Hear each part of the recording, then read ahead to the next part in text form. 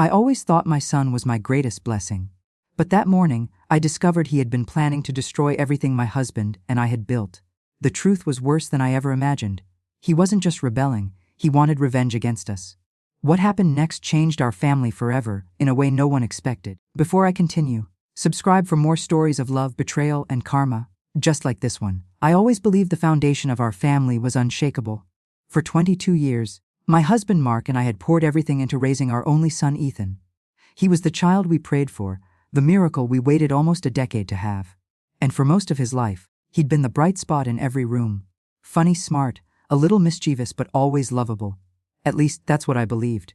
That's what I held on to, even when the signs were right in front of me, begging to be seen. The morning everything began to unravel, the house was unusually quiet. Mark had already left for the office, and I was alone in the kitchen, sipping my coffee and reviewing some charity event notes when my phone buzzed with a message notification from Ethan's laptop. Something that only happens because years ago, we synced our devices during a family trip. I'd forgotten it was still linked. I almost ignored it. But one glance at the preview froze me. Tonight we do it. They won't see it coming. I remember reading the words twice, my brain refusing to process them. At first, I thought it was about some game he was playing or a prank with friends. Something harmless. But the sender's name wasn't a friend I recognized, and the conversation thread previewed a few more chilling lines. It's the only way to get back what's mine. I felt the blood drain from my face. A strange buzzing filled my ears. I opened the message fully with trembling fingers, heart pounding so loudly I could hear it echo inside my ribs. What I saw next didn't make sense. At least not yet. There were messages about money. About documents. About breaking them before they break you. It didn't sound like Ethan. It sounded like someone planning revenge. Serious revenge. Against us. I stood in the quiet kitchen, staring at my son's words in disbelief. No, this couldn't be right. He loved us. We supported him in everything. His engineering major, his soccer obsession, even the year he took off college to figure things out. Sure, things had been tense lately. He'd become distant, short-tempered, easily triggered. He blamed us for small things, snapped over nothing. But nothing could explain this. I told myself there had to be context missing. Maybe he was venting dramatically to someone. Maybe it wasn't what it sounded like. I opened more of the conversation, scrolling up to find the beginning. The first few messages were older, from months ago. I'm sick of them controlling everything. They ruined my life. They think they can take everything from me. Each line felt like someone was poking a hole straight through my chest, letting the air out of me. What was he talking about? What had we taken? What had we ruined? We gave him everything: shelter, education, unconditional love, freedom to choose his own path. But the biggest punch to the gut came when I saw the message he'd sent only minutes earlier, before I opened my laptop. Tonight I'm making my move. After this, they'll regret ever pushing me. I nearly dropped the phone. My hands went cold, shaking, as if my body didn't belong to me anymore. I tried calming myself down, whispering, "It's a misunderstanding, it has to be." But fear anchored itself so deep in my chest that breathing felt impossible. Just then, the front door clicked. Ethan walked in, holding a half-eaten breakfast sandwich, earbuds in, backpack hanging lazily from one shoulder. He looked normal. Just a kid stopping by to grab something before heading out again. "Hey, Mom," he said casually, barely glancing at me. "You're up early." My heart was racing so fast I thought he might hear it. I wanted to confront him right there. I wanted to scream, "What are you planning? Why are you saying these things?" But I knew better. If what I'd seen was even half real, reacting blindly could trigger something much worse. Instead, I forced a smile, though it felt like my face was made of glass, ready to shatter any second. "Just working on some charity files," I said. "How's your morning?" He shrugged, opened the fridge, and grabbed a drink. "Fine. Meeting someone later." "Someone?" I asked, trying to sound casual. He looked at me, really looked, with an expression I hadn't seen since he was a teenager, cold-guarded, almost calculating. "Yeah, just a friend." A friend. Was that the person he was messaging? I felt sick. He noticed my hesitation and raised an eyebrow. Something wrong. Everything was wrong. But I shook my head. "No, just tired." He took a sip of his drink and gave a small smirk. It wasn't a friendly smirk. It was the kind you give when you know something others don't. "Don't worry, Mom. Tonight's gonna be interesting." The way he said it made my skin crawl. I remembered the text. "Tonight we do it. They won't see it coming." After he left, I sank into the nearest chair, my body trembling. I tried calling Mark immediately, but he didn't pick up. I left a shaky voicemail telling him we needed to talk, now. For the next hour, I paced around the house, replaying every moment from the past 2 years. Had we missed something?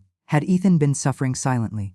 Were we too strict, too lenient, too involved, not involved enough? Guilt began twisting itself into knots inside me. I thought of the year he took off college. He returned different, quieter, moodier, more defensive. He blamed us for pushing him toward engineering, even though we only encouraged, never forced. He started hanging out with new friends we didn't know, people who seemed to feed off his anger. And then the financial issues. He asked for more money than usual, stopped explaining where it went, and became furious whenever we questioned him. But planning something terrible, something that would make us regret pushing him, that didn't make sense. Ethan wasn't violent. He wasn't cruel. He wasn't this. My phone buzzed. Mark calling back. The moment I heard his voice, the tears came silent and uncontrollable. Mark. I whispered. It's Ethan. I think something is very wrong. I told him everything. Every message, every detail, every chilling phrase I'd read. Mark was quiet for a long moment. Too long. Then he said, firmly, don't confront him. Don't panic. I'll be home in 10 minutes. True to his word, he was. The moment he entered, he wrapped his arms around me, grounding me. He wasn't the emotional type, but I could feel fear beneath his calm exterior. We went to Ethan's room. Not to invade, but to make sure he was safe, and that we were too. His room was cleaner than usual. Too clean, drawers empty, cabinets half-packed, important documents missing from where we last saw them, our property papers, insurance documents, even the passwords notebook Mark kept in a locked drawer. That drawer was locked, Mark muttered, checking the empty space. A cold realization crept into me. Ethan hadn't just been planning something terrible. He'd already started.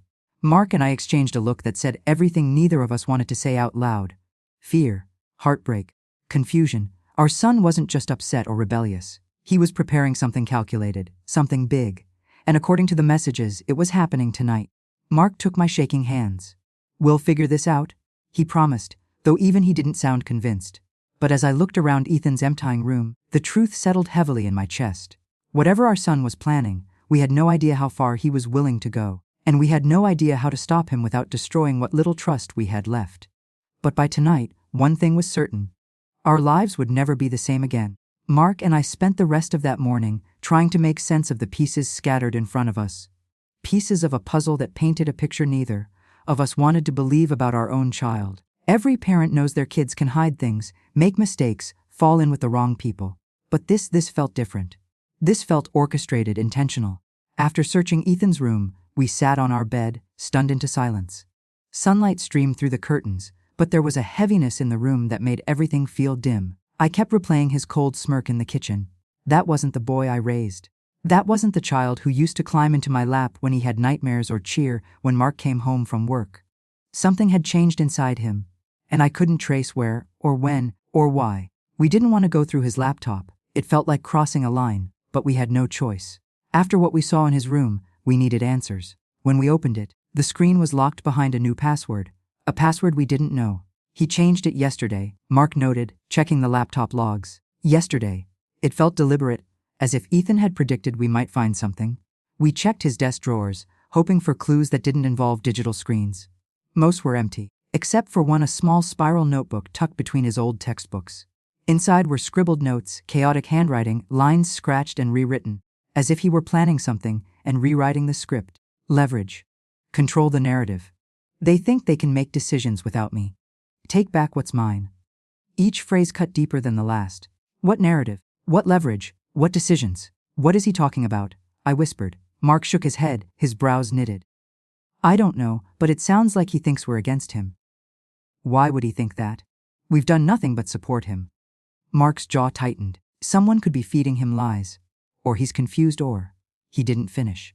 The worst possibilities hovered unsaid. There were 2 more pages in the notebook. One listed our assets, house, cars, investments. Next to them, check marks. Another listed names, lawyers, including an old family attorney we'd used once years ago. And next to his name, meeting Friday. That was tomorrow. What in the world is he planning to do? I asked, clutching the notebook as though it burned. He's 22. He can't take these things from us. He can't, Mark agreed. But he seems to think he can? We stared at each other, realizing this was deeper than adolescent rebellion. This wasn't teenage angst or stress from school. This was a plan. A misguided, dangerous plan driven by something we didn't understand. Mark reached for my hand. We need to talk to him. I pulled back. No, not yet. He's meeting someone tonight. If we confront him before we know who it is, he might run, or get angry, Or worse, he nodded reluctantly. You're right. Let's watch. Gather what we need to understand this. But how do you sit still knowing your child might be preparing to destroy you? All I could do for the rest of the day was hover around the house, pacing, checking the windows, checking my phone, my mind filled with thousands of worst-case scenarios. Mark tried to keep busy, going from room to room, double-checking locks, safety measures, anything he could control to feel safe. Neither of us said it out loud, but we both feared the same thing. What if Ethan's plan wasn't just financial or legal? What if it was something far more dangerous? At around 3 in the afternoon, Mark's sister called. She wanted to finalize plans for a family gathering next month. Her cheerful voice felt like nails scraping against the tension we were drowning in.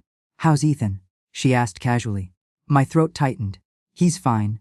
Good, we're excited to see him. You know, he hasn't replied to my messages in months. My heart sank. Months. Something had been happening long before we realized. After the call, I found Mark in the garage, sitting on a step, elbows on his knees, staring at the concrete floor. He looked older than he had that morning. You okay? I asked gently. No, he admitted. I keep thinking, how did we miss all of this? How did I not see something was wrong with him?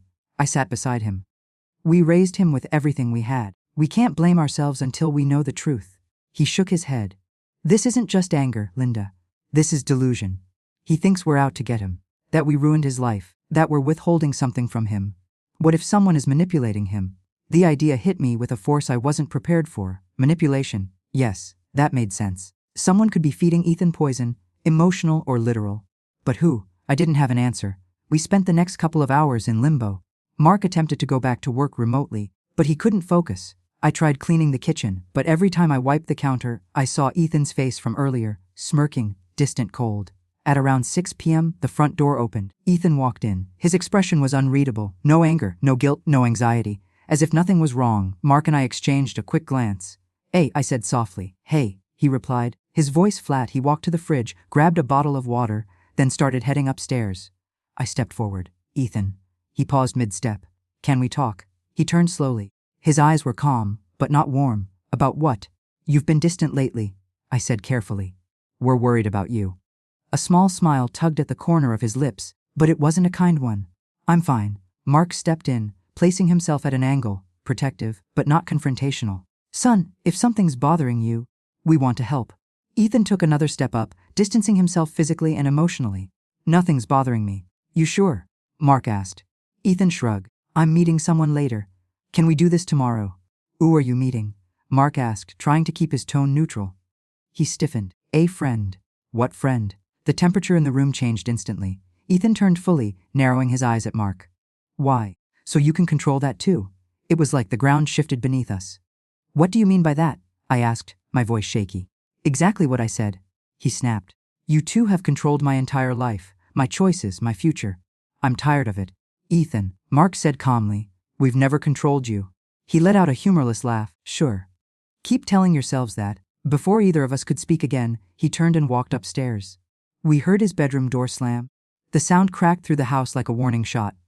I felt tears sting my eyes, not because he yelled, but because the anger in his voice wasn't teenage frustration. It was deep. It was rooted in something we hadn't seen growing. Mark put his arms around me. We'll talk to him later, when he's calm. But I wasn't sure later was something we could afford. Ethan came downstairs again around 7:30 p.m., dressed in darker clothes, hair styled neatly, backpack slung over one shoulder. He looked almost intentional, prepared. He grabbed his keys from the counter. I'll be back late, Ethan, I said, stepping forward. Please, just tell us where you're going. He stared at me for a long moment. His expression softened, only for a second. I saw a flash of the boy he used to be. Then it vanished. You'll find out soon, he said quietly. Too quietly. Don't wait up. He left without another word. The house felt hollow instantly. Mark grabbed his jacket. I'm following him. No, I whispered. What if he sees you?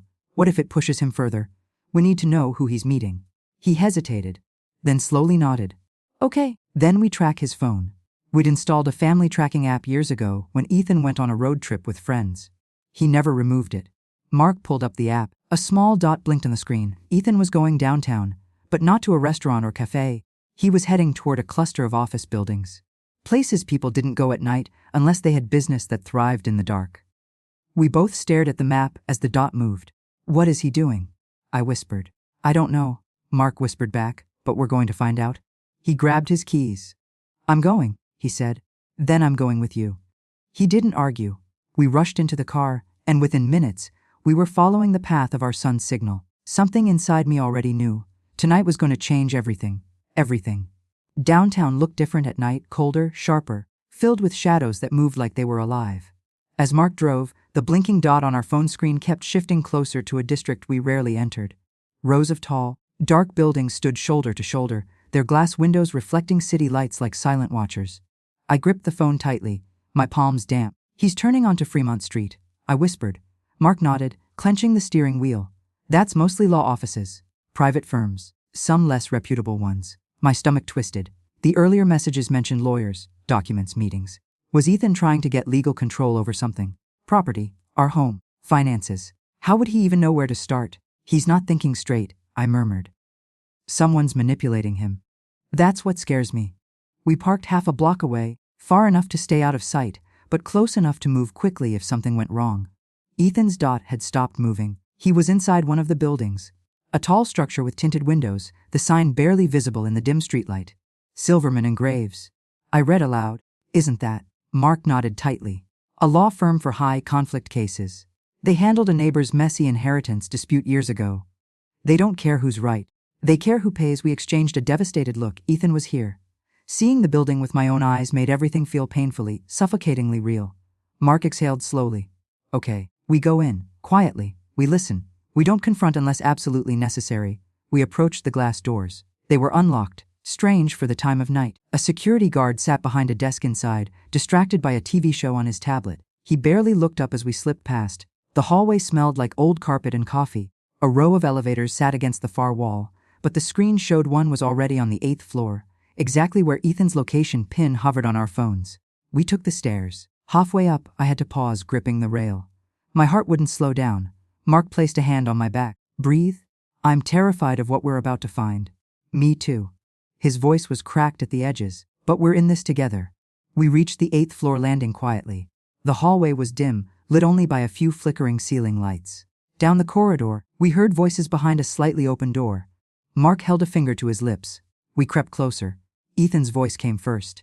So you're sure they can't stop me? My breath hitched. A deeper voice responded.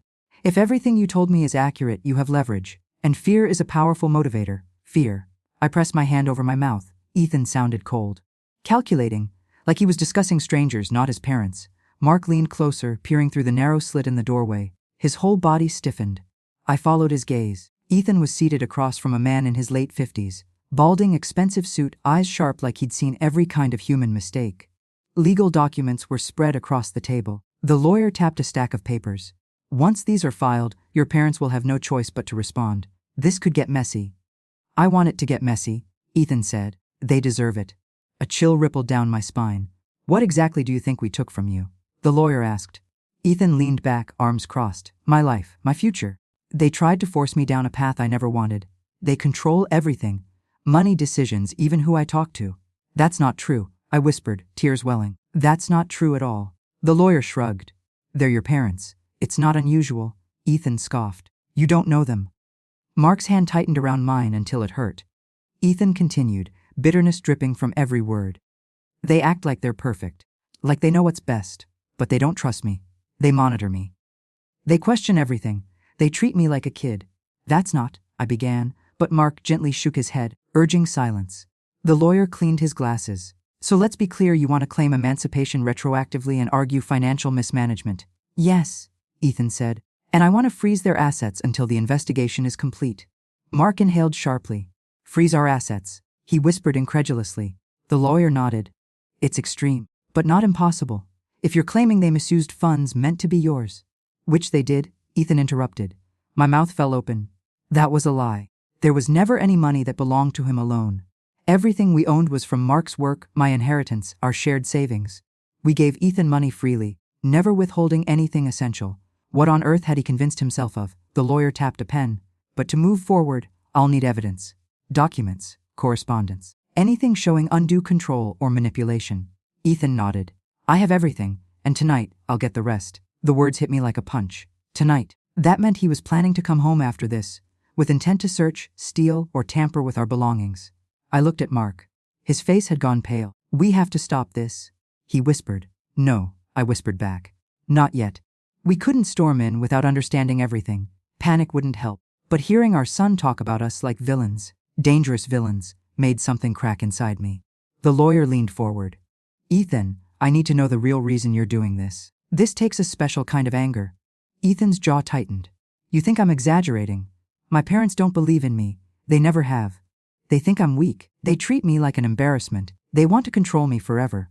That sent a painful shiver down my spine. He truly believed it. He truly saw us as enemies.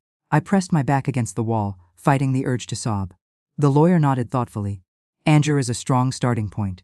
But you should be prepared for backlash. They may retaliate." Ethan smirked. "They won't be able to. I'm smarter than they think." Mark's eyes hardened. "What happened to him?" he whispered hoarsely. I shook my head. "I don't know." We listened for several more minutes. The lawyer laid out the process. Ethan planned to return home tonight to gather proof he thought existed. He also mentioned something else. Something that chilled my blood. "I'll have support," Ethan said. "My friend will help me get in and gather everything." Mark's brow dropped. "Support? Someone's helping him break into our home. And who is this friend?" I murmured.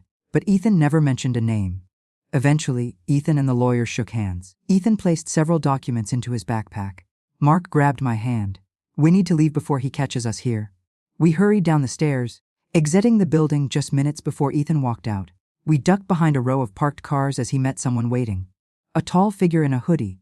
They exchanged a brief hug, then began walking down the sidewalk together. "So that's the friend," Mark whispered angrily. "I can't see their face," I said, squinting. But I saw body language. Dominant, assertive. Ethan looked smaller next to them, younger, influenced. We followed at a safe distance until they reached a black sedan. The friend got in and drove off. Ethan walked to his own car and pulled out his phone. A new message notification popped up on Mark's screen. Ethan sent a text. "Everything is set. Tonight, we finish this." My hands shook violently. "He's coming home with someone," I whispered. "Someone who wants to help him destroy us." Mark swallowed hard, his Adam's apple bobbing. "We need a plan before he gets there. We only have an hour, maybe less. But what do? We can't call the police. Nothing's happened yet. And we can't confront him alone," Mark added. "Not if someone dangerous is with him." The two of us stood on the sidewalk, breath visible in the cold air, hearts pounding. Our son believed we were his enemies. He was coming home to take everything from us, legally, financially, emotionally, and he wasn't coming alone. Whatever was pushing him into this darkness, whoever was pulling his strings, tonight would bring them to our doorstep. Mark took my hand firmly. "We fight smarter," he said. "If Ethan thinks he can outsmart us, he doesn't know who raised him." A chill crawled up my spine, because for the first time since this nightmare began, I realized we might actually lose our son tonight. Or, we might get him back. The days after I left the cabin felt like walking through a fog, one where every familiar landmark in my life had been tilted slightly off-center. Sam was home. He didn't explain anything. He didn't apologize. He didn't sit down and talk to us the way any normal son would after what he'd done. He just hovered around the house, quiet but alert, like someone waiting to see what explosion came next. Jim and I spoke in whispers at night, lying next to each other but both staring at the ceiling. "What do you think he wants?" I asked one night, my voice barely audible. Jim sighed. "I think he wants access. Control. Somewhere along the line, he convinced himself we're standing in his way." "What if we are?" I whispered. Jim turned toward me, frowning. "We're standing in the way of his worst impulses. That's not the same thing." But I still felt something nagging at me, something unspoken. And after everything that had already unraveled, I was terrified that the next thread would pull apart the entire fabric of our family. 2 mornings later, I was in the kitchen making coffee when Sam walked in. He looked tired. No, haunted. Like he'd woken from a nightmare and wasn't sure if he'd left it behind. "Mom," he said quietly. I froze mid-pour. He leaned against the counter. "I know you and Dad don't trust me right now." I stayed silent. Sam exhaled slowly. "But something's coming. Something big, and I need your help." My heart dropped. "What does that mean?" He rubbed the back of his neck. "I got involved with people I shouldn't have. One of them. He's losing his patience." A cold wave washed through me. The first thought that crossed my mind was fear for Sam's safety. The second, immediate and sharp, was what if he's dragging us into something again? "What kind of people?" I asked. He hesitated. "The kind that don't like being told no." Jim had stepped into the room by then, still in sweatpants, his hair sticking up like he'd run a hand through it too many times. "What did you do, Sam?" he asked, his voice low and controlled. Sam swallowed hard. It's not just me anymore. They know about you. They know about Mom. They think you helped me hide the money. The world tilted. Just a fraction, but enough to make my stomach lurch. We didn't help you hide anything, I said sharply. I know that, but they don't care about facts. He looked at the floor, ashamed. I told them you didn't know anything, that I acted alone, and now they think I'm lying. Jim stepped closer, his jaw tight. Or you telling us someone is threatening you? Threatening us? Sam nodded once. Jim moved fast. He grabbed the phone. That's it. We're contacting the authorities. Sam lunged and snatched the phone from him, eyes wild. Dad, no, you don't understand. Calling anyone makes this worse. They'll come after us faster, and doing nothing makes it better. Jim snapped. No, Sam said quietly. But I have a plan. My pulse quickened. I didn't want to hear another one of Sam's plans. His plans had nearly ended our marriage, drained our savings, destroyed our trust. And now he had put us in danger. Danger from people we didn't even know existed. What plan? I whispered, dreading the answer. He looked between us. The room went silent. Jim blinked, then let out a disbelieving laugh. Disappear? You mean run? No, Sam said calmly. I mean I need to become someone they can't trace. A new identity. A clean slate? My knees weakened, and I gripped the counter. No, Sam, absolutely not. You don't fix one disaster by creating another. He stepped closer. Mom, they gave me a deadline. A few days. If I don't produce what they're demanding, or prove I'm no longer a threat, they'll come for me. And for you. I felt sick. Jim shook his head, the muscles in his jaw working overtime. Sam, listen to me. You've made some terrible choices, but disappearing, that's not a solution. That's a fantasy. Sam's eyes softened with something like desperation. Dad, I'm serious, and I need your help. He paused, then said something that made my blood turn to ice. You're the only two people I trust. How twisted that felt.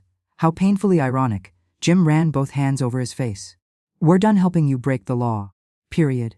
Sam pressed his lips together, frustrated. Then at least hear me out. There's something I have to show you. He led us to the garage, which he had locked. When he opened it, my stomach dropped again. Inside was a thick folder stuffed with papers, bank documents, phone logs, printed text messages. Evidence. These are the people, he said quietly. These are the threats. This is the amount they want back. I picked up a paper with shaking hands. The numbers were unreal. Accounts and transfers I didn't recognize. Debt owed to people whose names made my skin crawl. You owe them this, I asked, my voice barely a whisper. He nodded. Sam. I couldn't finish the sentence. The grief was too heavy. Jim skimmed pages, his eyebrows drawing together. These accounts aren't just messy, they're criminal. Sam's expression hardened. I know that. And you dragged us into this? Jim said sharply. I didn't drag you into anything. I've been trying to protect you. Sam snapped back, the frustration bursting through. The three of us stood there, locked in the thick, suffocating air of the garage. I could feel the edges of panic pressing in on me. Finally, Jim closed the folder and spoke, his voice controlled but trembling with fury. Sam, there's only one option. You turn yourself in. Sam let out a bitter laugh. Dad, if I turn myself in, I'm dead before I even reach a courtroom. They have eyes everywhere. You don't get it. And you need to stop thinking you're smarter than everyone else. Jim shot back. The tension spiraled. Sam's breath quickened. His hands shook. And suddenly, I realized something that made tears prick my eyes. He wasn't lying this time. He was terrified. Really terrified. That night, after Sam had gone to his room, Jim pulled me onto the back porch. The cool night air was the first thing that felt real all day. Angela, he said quietly. I don't trust him. Not completely, but I believe he's in danger. I wrapped my arms around myself. What do we do? If we call the police, it puts him in danger. If we help him disappear, we break the law and make ourselves targets. Jim stared into the dark yard. We need another option. But what option? I whispered. He didn't answer. The next few days were suffocating. Sam barely slept. He jumped at every sound. He kept the curtains closed. And every time a car slowed outside, his entire body tensed as if preparing for impact. One evening, as the sun set in a blaze of orange, Sam came into the living room holding a small USB drive. This is everything, he said. Every transaction, every name, every threat. If anything happens to me, this is proof. Jim eyed the USB like it was a grenade. And what exactly do you want us to do with that? Use it, Sam said. If I go missing, use it to bring them down. My heart clenched. Sam, stop talking like that. He shook his head. I'm out of time. They gave me 48 hours. That night, I barely slept. My mind raced through every scenario, every outcome, every nightmare. At dawn, I heard the front door creak quietly. I sat up in bed, panic exploding through me. I rushed down the stairs. Sam was standing at the door, backpack slung over one shoulder. Where are you going? I demanded, breathless. He looked at me with soft, resigned eyes. Way. I told you. I can't risk you anymore. Sam. He shook his head. Mum, I've made mistakes. Big ones. But I'm not letting them touch you or Dad because of me. I froze. It was the first time in years that his words felt pure. Unmixed with manipulation. Untainted by expectation. Jim came down the stairs behind me, breathing hard. Son, stop. This isn't the way. Sam swallowed. It's the only way that keeps you safe. Tears blurred my vision. We're your parents. You don't get to choose saving us by losing yourself. He stepped back toward the door. Sometimes you do. Before either of us could reach him, he stepped outside and closed the door softly behind him. I felt something inside me tear. Jim grabbed the handle, ready to run after him, but something held him back. Maybe fear. Maybe the realization that chasing him wouldn't stop the danger. Maybe acceptance that we were out of time. The next 30 minutes were a haze. I paced the floor, shaking. Jim sat at the table, staring at the USB like it was a verdict. Then, a car engine outside, loud, too loud. Jim and I froze. We looked at each other with the same thought hitting us simultaneously. They found him. Jim clenched his jaw. Angela, we need to move. What do we do? I whispered, trembling. Jim grabbed the USB and slipped it into his pocket. We fight back. A knock thundered against the front door. 3 sharp, heavy bangs that vibrated through the entire house. I gasped and covered my mouth. Jim whispered, Angela, stay behind me.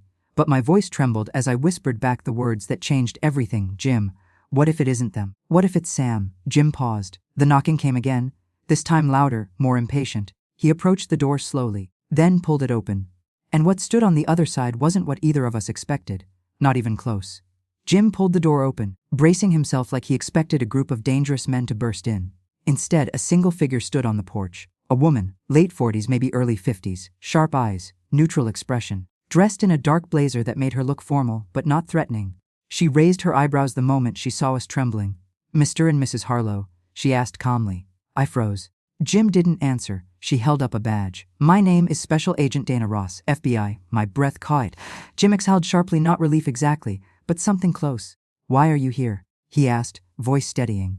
Ross scanned the street behind her before stepping closer, lowering her voice. We're here regarding your son, Samuel Harlow. My knees almost gave out. Is he hurt? She shook her head. Not physically, but he's in very real danger. Jim motioned her inside, and Agent Ross stepped into our living room like she'd already memorized every corner. We've been tracking a group involved in fraud, identity fabrication, and interstate money laundering, she said. Your son came onto our radar months ago. Months, Jim echoed. Why didn't anyone tell us? Because, she said. Folding her hands, we didn't know if Samuel was a victim or a willing participant. Her eyes fixed on me.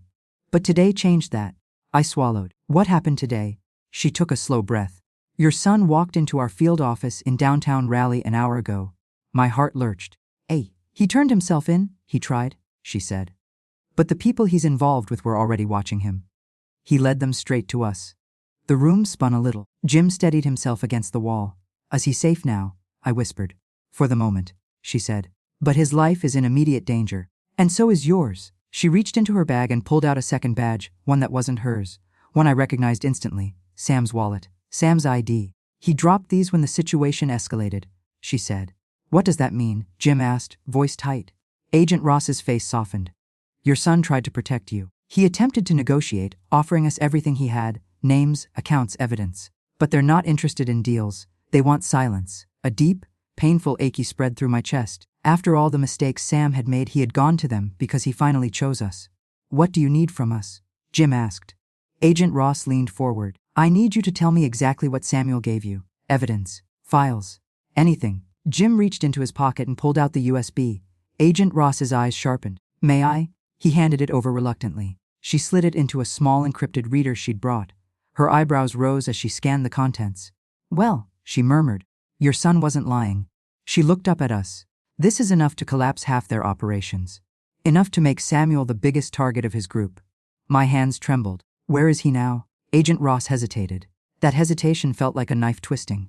He ran, she finally said, during the commotion. He got away before we could secure him. I stepped forward. You lost him.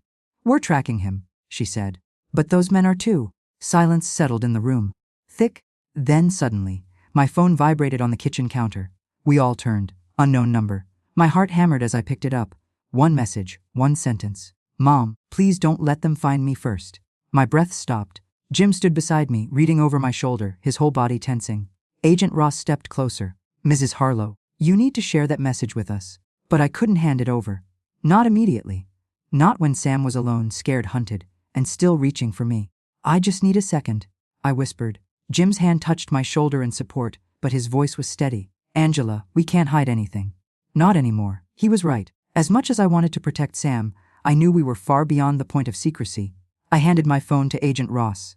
She read the message, then typed something into her device. We're tracing the signal. What do we do? Jim asked quietly. Agent Ross didn't hesitate. You two pack a small bag. Essentials only. We need to move you to a secure location. It hit me then. The full weight of everything. This wasn't about disappointment or betrayal anymore. This wasn't about a son who'd broken our trust. This was about survival. Jim went upstairs, grabbing whatever he could. I stood there for a few seconds, feeling my hands shake uncontrollably. Then I forced myself to move. As I packed, my mind kept replaying everything. Sam's fear, his desperation, his attempt to run, his message to me. We had failed him in some ways, and he had failed us in others. But beneath all the wreckage, one truth pushed through. He was still our child. When we came back downstairs, Agent Ross was on her radio. Signal places him within a 2-mile radius. No visual yet. Then she turned to us. We're going. She ushered us outside just as 2 black SUVs pulled up quietly. No sirens, no lights, just a silent urgency that made my skin prickle. As we stepped toward the vehicles, a figure at the edge of the street. A silhouette. Thin. Alone. Motionless. Jim, I whispered. Agent Ross noticed at the same time. Her hand flew to her holster. Stay back? But I knew that stance. That outline. That height. Sam. Mum, he called softly, voice breaking. Before I could stop myself, I ran toward him. Jim shouted my name. Agent Ross shouted commands, but all I saw was my son, a lost, terrified boy who had finally realized how bad things had become. When I reached him, he shook uncontrollably. I didn't know where to go, he whispered. I thought maybe I could say goodbye before. No, I said fiercely, grabbing his face in my hands. You don't get to say goodbye. Not like this, not ever. His eyes filled with tears, real ones, unfiltered. The kind he used to cry as a child when he didn't know how to fix something he'd broken. Mom, he choked out. I'm so sorry. I hugged him so tightly I felt his ribs shake. Agent Ross approached cautiously. Samuel, you need to come with us. Now Sam nodded without resisting. Okay, he whispered. Okay. For the first time since this nightmare began, he surrendered. He got into the SUV with us, not handcuffed, not running, not hiding. Just sitting between Jim and me, his head bowed, breathing unevenly. As the SUV pulled away, Agent Ross spoke. You should know what he did tonight. Turning himself in, giving you that evidence. Coming back to you? She paused. It probably saved all your lives. Sam wiped his eyes. Jim squeezed his shoulder. You hurt us, he said quietly. You broke things we're still figuring out how to repair. Sam nodded, ashamed. But you came back, Jim said. And that matters. I took Sam's hand, cold, trembling, but still his, still ours. As we drove into the night, protected by vehicles in front and behind, escorted away from the life we once knew, I realized something. Maybe our world had shattered. But maybe, just maybe, this was the start of rebuilding something stronger, something honest, something real.